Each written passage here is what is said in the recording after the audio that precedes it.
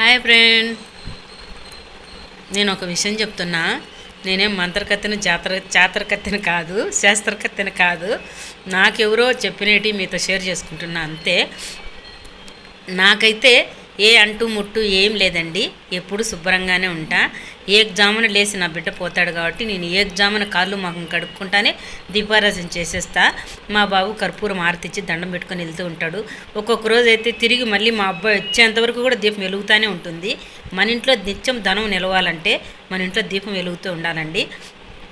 మన ఇంట్లో ఎంత నూనె దేవునికి అయిపోతూ వస్తుందో అంత మన సంసారం ఎగబడుతూ వస్తుందండి. నిజం చెప్తున్నా. దీపం మాత్రం ఏమారకండి. మీరు బయటపడితే తప్ప మిగతా రోజులు దీపం వెలుగుతూనే ఉండాలి. సాయంత్రమైనా పొద్దునైనా దీపం పెట్టండి, ఖచ్చితంగా పెట్టండి. ఇల్లు తుడుచుకునేటప్పుడు మాత్రం ఖచ్చితంగా రాళ్ళు పేసి ఇల్లు తుడుచుకోండి. ఇంటి ముందర ముగ్గు మాత్రం ఎగ్జామున లేసి ముగ్గు వేయండి. ఆ ముగ్గులో ఖచ్చితంగా ఉప్పు కలపండి. ఈశాన్య మూల మాత్రం బేస్తవారం అయితే ఖచ్చితంగా పసుపు రాయండి. చాలా మంచిది, మీకు గురుబలం పెరుగుతుంది. మీరు పడుకునేటప్పుడు గాజు గిలాసులో నీళ్లు పెట్టి పడుకున్నారంటే మంచం కింద కొద్దిగా ఉప్పేసి మీలో ఉంటున్న నెగిటివ్ ఎనర్జీ మొత్తం తీసేస్తుంది. ఆ నీళ్లు పొద్దున్నే చెట్లకు వేసేయండి.